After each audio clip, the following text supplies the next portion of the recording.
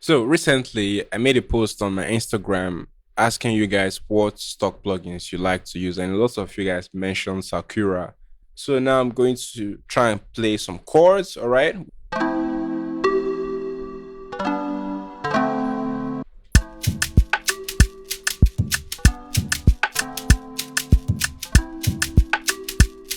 Now let's try to find something for our lead melody.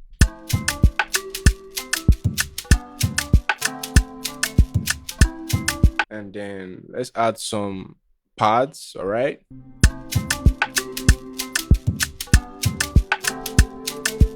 Let's add some strings.